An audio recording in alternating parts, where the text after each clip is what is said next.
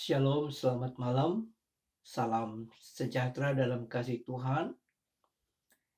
Pada malam hari ini kita bersyukur kita akan merenungkan firman Tuhan.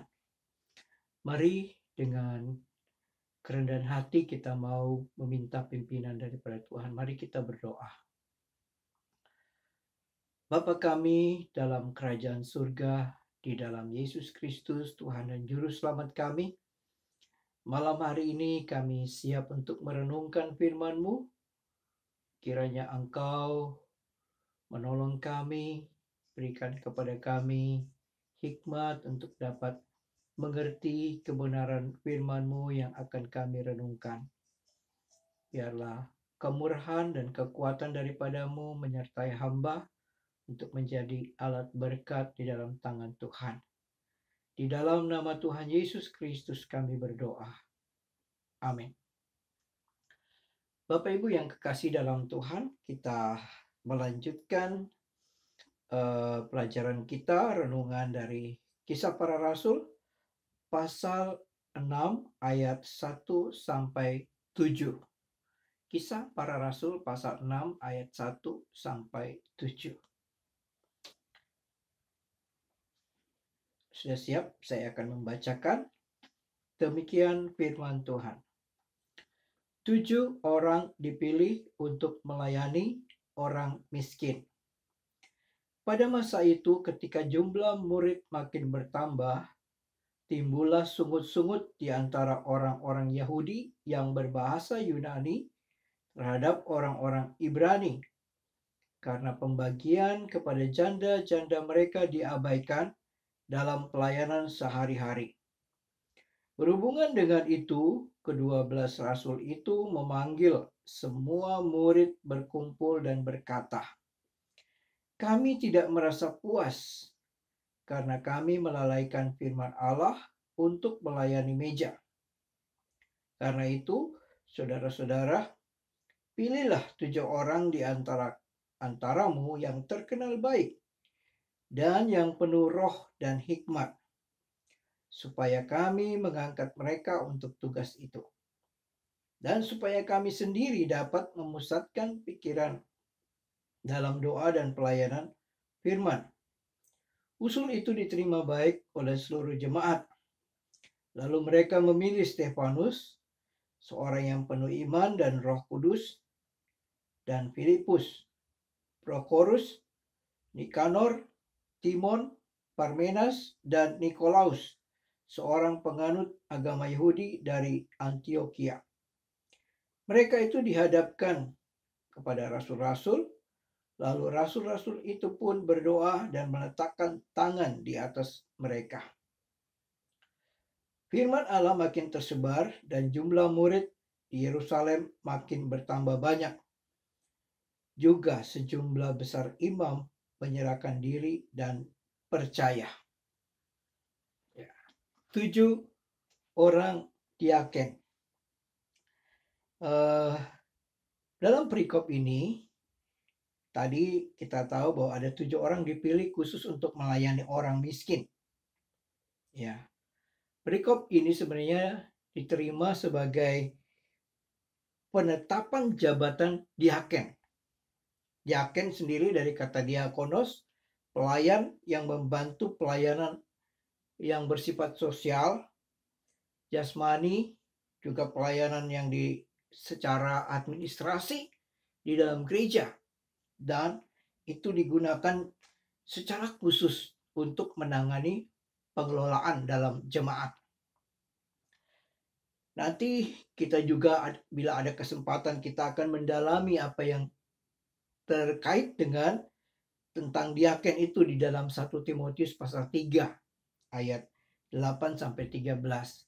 Tetapi di dalam poin perikop yang akan kita perhatikan di sini, satu hal yang terjadi di dalam jemaat mula-mula, yaitu pelaksanaan pelayanan yang biasa dilakukan, itu juga diambil merupakan kebiasaan yang dilakukan dalam sinagoge, yaitu setiap hari Jumat itu mereka mengumpulkan uang atau barang yang menjadi sedekah yang akan diberikan kepada orang miskin, termasuk juga para janda-janda yang tentunya tergolong orang-orang yang sudah tidak mampu lagi untuk bekerja atau menghasilkan. Nah, kebiasaan itu kemudian dilanjutkan oleh jemaat mula-mula di kalangan orang-orang Yahudi. Dan mereka melihat itu sebagai bagian pelayanan yang tidak boleh diabaikan, yang harus terus dilaksanakan dan menjadi bagian yang tidak terpisahkan daripada kehidupan jemaat. Nah, penanganan dan pengelolaan pelayanan ini sangat penting yang tidak boleh diabaikan. Akhirnya memang kita melihat bahwa 7 orang dipilih sebagai diaken atau yang menangani pelayanan itu atau tugas. Kalau di situ dikatakan pelayanan meja, mereka yang pelayanan sehari-hari bagi para janda. Nah, kita akan melihat pada bagian ini, yang pertama, apa yang melatar belakangi, apa yang menjadi alasan atau yang mendorong untuk memilih 7 orang diaken. Dalam ayat 1 itu tadi kita sudah baca, ada beberapa hal yang sangat mendesak sehingga hal itu muncul di mana mereka harus menindaklanjuti. Ya, kita perhatikan pada masa itu jumlah murid makin bertambah. Kita tahu bahwa pelayanan gereja mula-mula para rasul itu berkembang begitu pesat. Dan bisa kita bayangkan ribuan orang selain membutuhkan pelayanan, firman, doa, nasihat, dan pelayanan-pelayanan yang sifatnya rohani, tapi juga ada yang perlu mendapatkan perhatian. Jadi kita juga sudah mempelajari beberapa hal-hal yang lalu di mana jemaat itu ada yang mengumpulkan atau menjual milik mereka, kemudian itu dipersembahkan untuk membantu jemaat yang berkekurangan atau jemaat yang membutuhkannya. Nah, Bapak Ibu, hal itu semua saling terkait dan berdampak. Jadi pertambahan jiwa-jiwa berjumlah secara kuantitas itu juga sangat berdampak dalam pengelolaan atau penanganan pelayanan. Nah, ada sungut-sungut. Kita perhatikan tadi timbullah sungut-sungut di antara orang-orang Yahudi yang berbahasa Yunani terhadap orang-orang Ibrani. Nah, di kalangan jemaat itu ada orang Yahudi yang berbahasa Yunani dan orang-orang Ibrani, orang-orang Yahudi yang ada di Yerusalem. Dan orang-orang Yahudi berbahasa Yunani ini sudah terpencar, mereka ke beberapa daerah wilayah yang berbahasa Yunani dan kemudian mereka datang ke Yerusalem dalam Pentakosta dan mengalami berbagai hal-hal yang indah yang mereka rasakan dalam pelayanan itu. Mereka bergabung. Nah, sungut-sungut itu kita tahu bahwa kalau bicara sungut-sungut ini mungkin keluhan yang tidak terucapkan atau mungkin bicara di belakang tentang persoalan pelayanan yang dirasakan, ya. Kita ingat juga di bangsa Israel yang bersungut-sungut dengan soal mana pelayanan pelayanan Musa saat itu. Banyak hal-hal yang bisa menimbulkan sungut-sungut. Ada mungkin perasaan-perasaan tidak puas, rasa tidak adil. Nah, itu terjadi. Dan ternyata sungut-sungut itu karena pembagian, ya perhatikan, karena pembagian kepada janda-janda mereka diabaikan. Jadi dalam pelayanan sehari-hari itu pembagian ini salah satu hal yang menarik untuk kita perhatikan dalam pelayanan. Bisa terjadi seperti itu di mana ada sesuatu yang diabaikan, ada yang mungkin tidak mendapat perhatian. Nah, seringkali di dalam soal pembagian uang, pembagian ini diperlukan keadilan, diperlukan pelayanan yang benar-benar semua secara merata diperhatikan. Dan itu tentu perlu orang-orang yang punya kualifikasi tersendiri yang bisa menangani secara administrasi dan sebagainya. Nah, sungut-sungut itu timbul dan Persoalannya itu. Dan mereka sampaikan. Berhubungan dengan itu, kita melihat bahwa di dalam pelayanan ini sebelum kita melihat kepada hal lainnya, bahwa persoalan dalam jemaat itu seringkali terjadi dalam soal-soal penanganan-penanganan ataupun yang berkaitan dengan pembagian-pembagian hal itu. Tidak mudah memang. Para rasul, para murid saat itu mereka bukan berarti menganggap bahwa pelayanan ini tidak penting. Tapi konsentrasi mereka kepada pelayanan firman memang tidak mudah. Dan mereka harus berbagi bagian di dalam menjalankan pelayanan yang ada. Nah, Bapak Ibu yang kekasih, pembagian bantuan itu harus dikelola dengan baik, dengan jujur, dan tidak diskriminasi. Ada terkesan di situ antara walaupun sesama orang Yahudi, tetapi ada yang berbahasa Yunani, ada yang Ibrani, dan mungkin mereka melihat lebih penting orang-orang Ibrani asli, atau mungkin anak orang-orang, ada yang berpendapat orang-orang Ibrani yang berbahasa Yunani itu orang-orang yang tidak terlalu penting mungkin, ya. Tapi di sini tidak boleh terjadi adanya diskriminasi di dalam pelayanan. Itu sebabnya gereja hadir untuk semua orang, bukan hanya untuk orang-orang tertentu, bukan hanya untuk orang-orang kaya, orang-orang miskin, siapa saja dari berbagai latar belakang suku. Gereja hadir untuk memberikan jawaban yang Tuhan berikan melalui pelayanan-pelayanan bagi semua orang. Ya.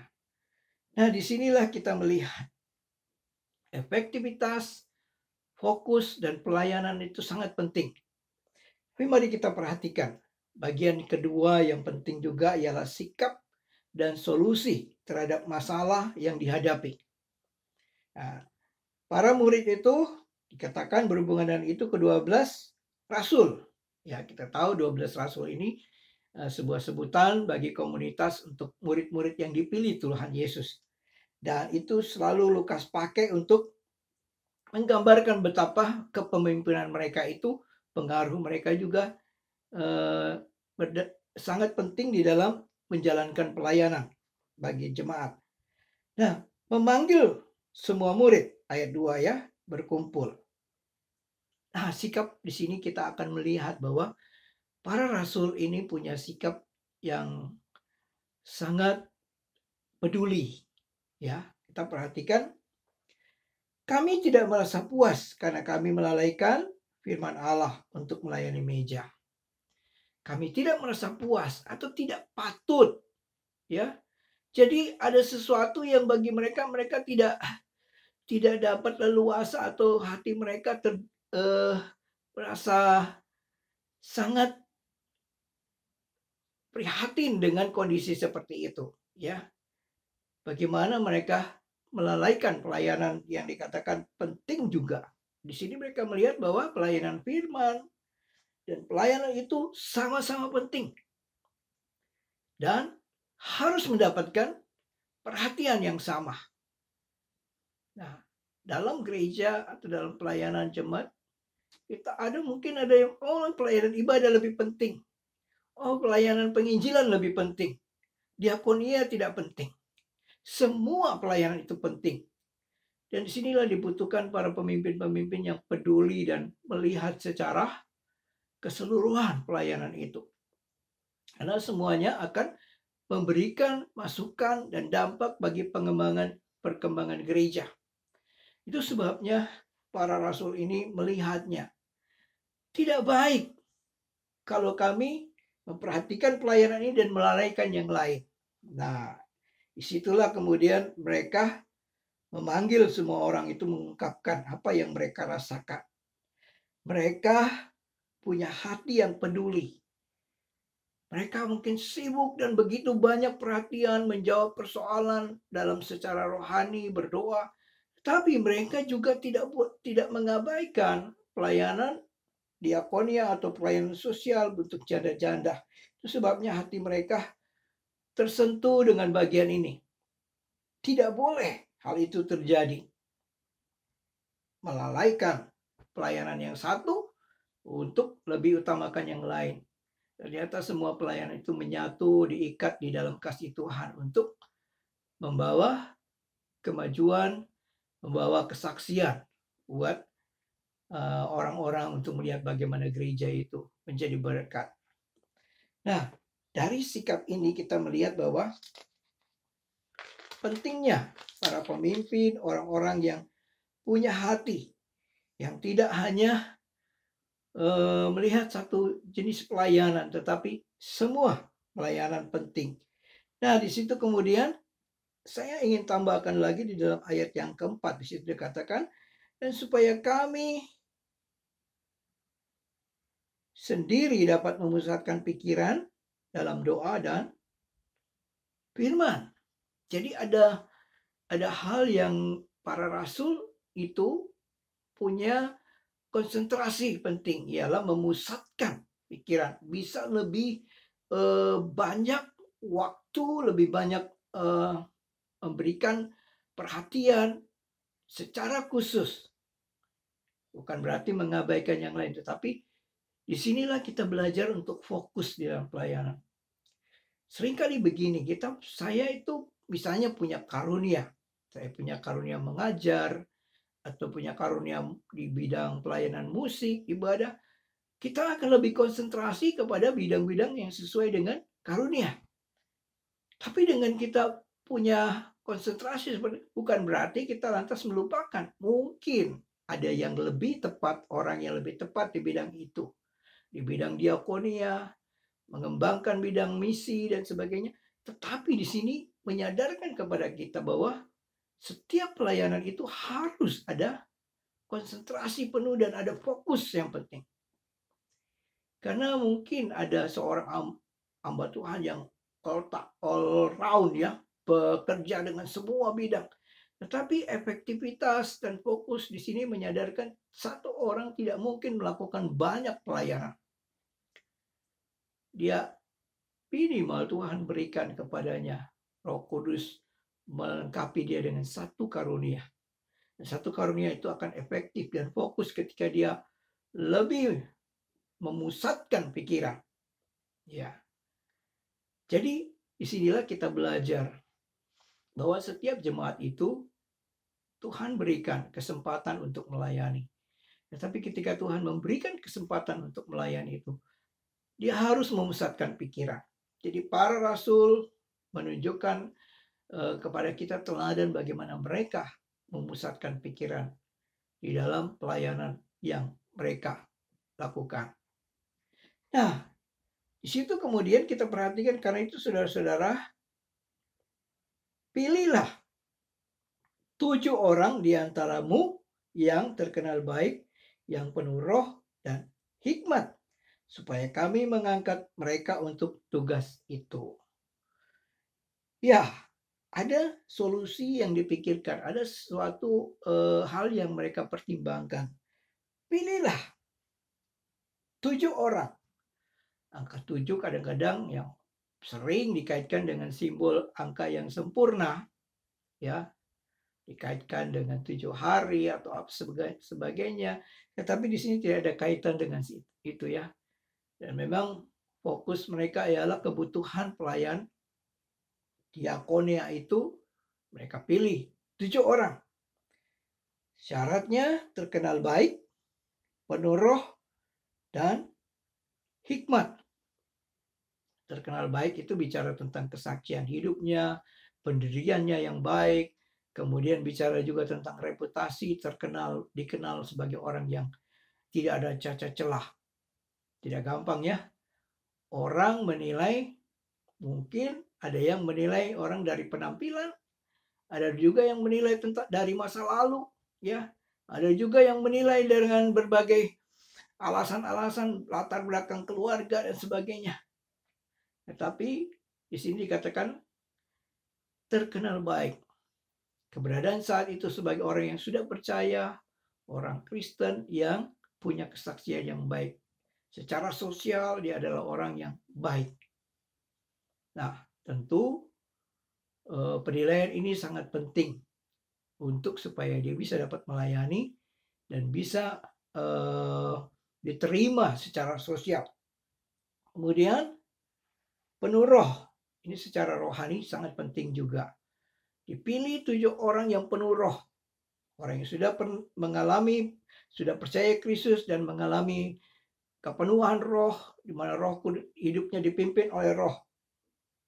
Dan hidup yang dipimpin oleh roh kita tahu bukan hanya bicara soal karunia-karunia yang ada, tetapi hidup yang dipimpin oleh roh menghasilkan buah-buah roh. Hidup yang menghasilkan buah roh, hidup yang menjadi berkat kesaksian di mana apapun yang sedang dia alami, mungkin dia sedang berperang secara rohani dengan kedagingan, tetapi buah-buah roh dia dihasilkan sebagai kehidupannya, dia menyerahkan diri untuk dipimpin oleh roh. Kemudian hikmat. Hikmat ini juga berkaitan dengan apa yang Roh Kudus berikan kepadanya. Dia seorang yang bijaksana, baik dalam pengetahuan, dalam keputusan, tindakan, semua hal-hal yang memenuhi bagian itu. Ketiga bagian ini sebenarnya, 3 hal ini aja sudah berat ya menjadi diaken. Tetapi landasan ini penting. Karena untuk menjadi pelayan, diaken, menjadi seorang yang menangani pelayanan, kriteria ini sudah memenuhi. Memang di dalam surat Paulus kepada Timotius juga ada beberapa syarat penting, baik menyangkut keluarga, kehidupan yang tidak bercela, dan sebagainya. Tetapi mengingat hal ini, mereka memiliki standar penilaian dan syarat untuk pemimpin-pemimpin yang harus memiliki yang baik sifatnya pribadi, dalam secara sosial dan juga secara rohani, itu menjadi bagian yang tidak boleh disepelekan. Itu sebabnya di dalam mekanisme kita, pemilihan majelis ataupun pemilihan, ada hal-hal yang perlu menjadi aturan yang diberlakukan di dalam pelaksanaan. Kita sudah semua tahu bahwa di dalam pelayanan yang ditangani itu, tentu hal-hal seperti ini menjadi satu hal yang perlu dipikirkan.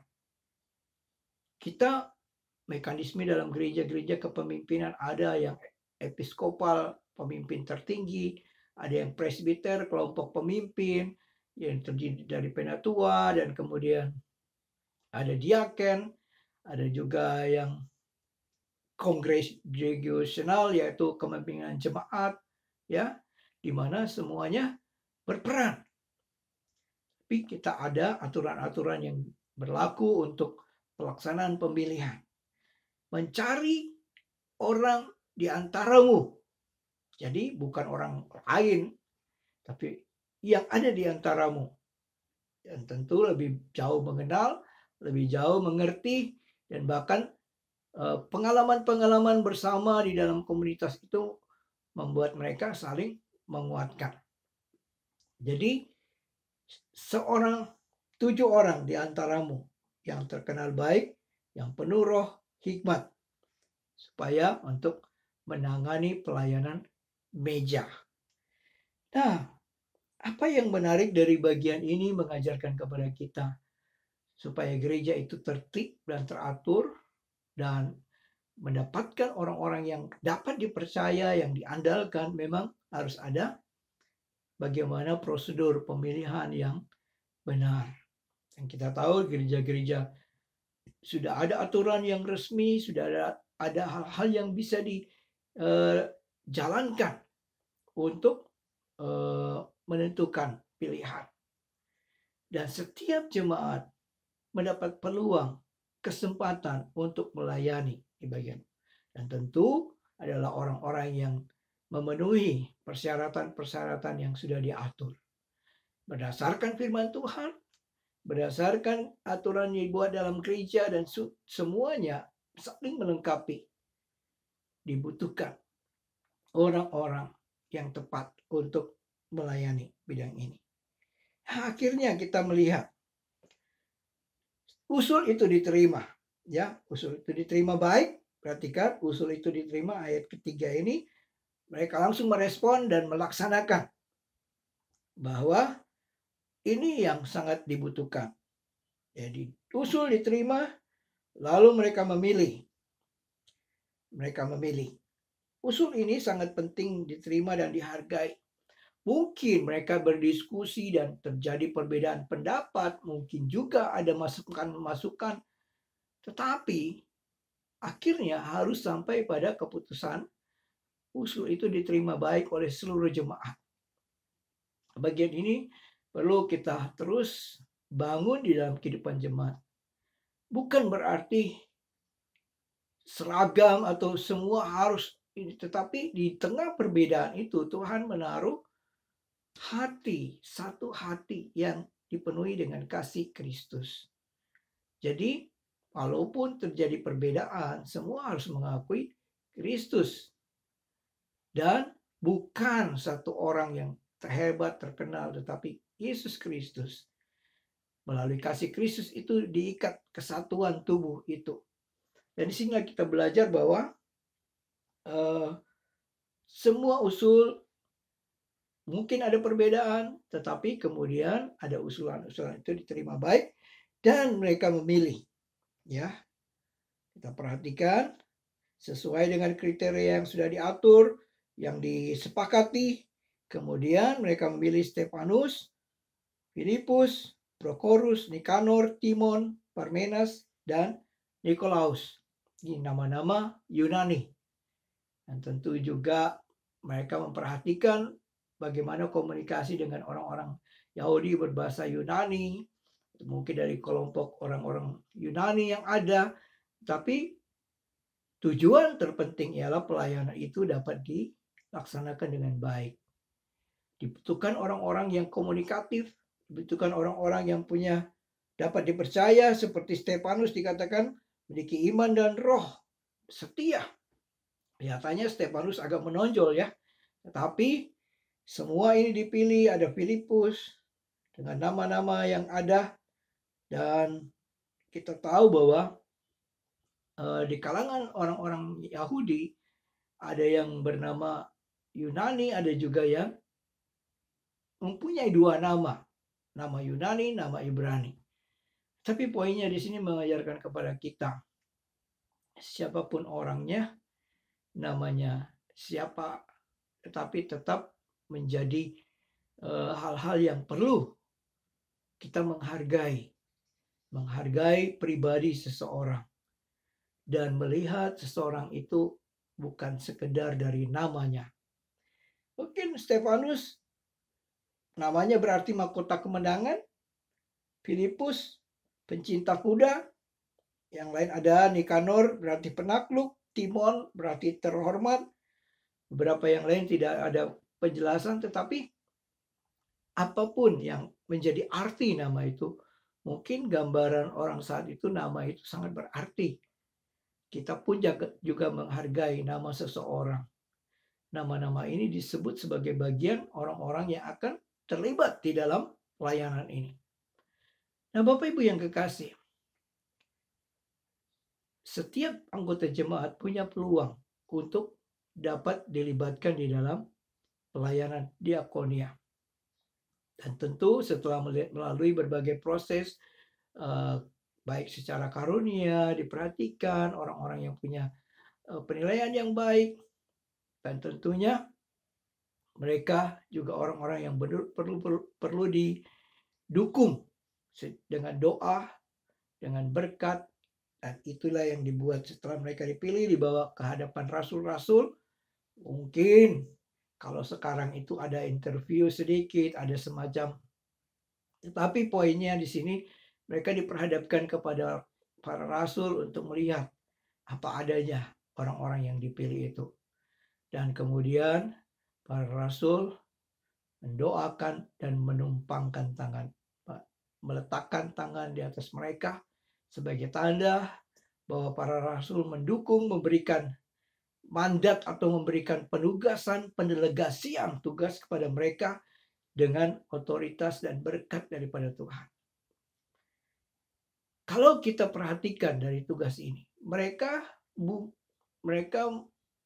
seolah-olah memang diarahkan kepada pelayan meja, pelayanan perhatian administrasi, pelayanan sosial, tapi tanggung jawab mereka juga sama dengan para rasul. Melalui pelayanan itu mereka juga punya peluang untuk bersaksi, memberitakan Injil. Karena biasanya para rasul lebih banyak orang-orang yang memberitakan Injil di bait Allah. Tapi ini akan turun ke lapangan, berurusan dengan jemaat, dengan orang, memberi bantuan, dan terlihat secara langsung. Dan kita semua tahu di dalam pelayanan-pelayanan gerejawi, ada pelayanan diakonia yang secara rutin melayani panti asuhan, melayani para jompo, janda, yatim piatu, dan sebagainya. Di kala bencana, semuanya itu menjadi bagian yang tidak terlepas dari pelayanan gereja. Apa yang bisa kita renungkan dari bagian ini? Gereja, pengelolaan, manajemen gereja itu sangat dibutuhkan. Dan bisa untuk menangani masalah-masalah perbedaan pendapat, sungut-sungutan, mungkin hal-hal yang diabaikan, dapat efektif, fokus. Kemudian gereja juga harus menempatkan orang-orang yang dipercaya. Dan ini merupakan hal-hal yang tidak boleh diabaikan. Syarat-syarat itu harus terus demi ketertiban, kedisiplinan dalam gereja. Ketika kita memilih orang-orang untuk mengambil bagian dalam pelayanan, berdoalah dan kemudian minta pimpinan Tuhan untuk orang-orang yang benar-benar bertanggung jawab, yang memiliki hati yang sangat peduli. Apalagi kalau berurusan dengan hal yang sifatnya pembagian bantuan dan sebagainya. Kita bisa melihat banyak orang-orang yang di masa susah ini, ketika harus ditangani dalam pelayanan secara sosial, ternyata yang menanganinya menggunakan kesempatan untuk mencari untung. Nah, dalam pelayanan diaken di gereja tidak boleh hal itu terjadi. Dan kita tahu kasus-kasus di bangsa dan negara ada orang-orang yang menggelapkan bantuan sosial. Dan itu tidak boleh terjadi bagi pelayanan gereja. Apa yang Tuhan percayakan untuk disalurkan. Sampai kepada orang-orang yang membutuhkan. Kemudian kita juga diingatkan tetap bergantung kepada Tuhan. Ya, bagian kita di dalam jemaat ini untuk melihat dan memilih orang-orang yang tepat dalam penilaian, tetapi kita tetap bergantung kepada hikmat dari Tuhan. Jadi ketika gereja itu dirangkul setiap jemaat untuk mengambil bagian dalam pelayanan diakonia, penetapan pelayanan jabatan diaken ini juga mengajarkan kepada kita untuk tetap berjalan di dalam pimpinan Roh Kudus. Karena semua orang-orang yang akan dipakai harus penuh dengan Roh Kudus. Harus benar-benar melengkapi diri, dipimpin oleh Roh Kudus, pekah terhadap pimpinan Tuhan. Ya. Dan ketika semua orang mau dipakai Tuhan dan berjalan di dalam pimpinan Roh Kudus, itu akan membawa kemajuan dan dampaknya akan besar. Karena bukan manusia, tapi Tuhan yang bekerja. Kiranya Tuhan memberkati kita, memakai kita dengan bidang-bidang pelayanan yang ada sesuai dengan kehendak Tuhan. Mari kita berdoa. Bapa, kami sangat bersyukur Engkau boleh mengingatkan kami pada malam hari ini. Ada 7 orang yang dipilih menjadi diaken untuk pelayanan bagi orang-orang miskin. Ini satu pelayanan yang tidak boleh diabaikan dalam gereja. Tapi sekaligus juga mengingatkan setiap anggota jemaat punya peluang untuk melayani.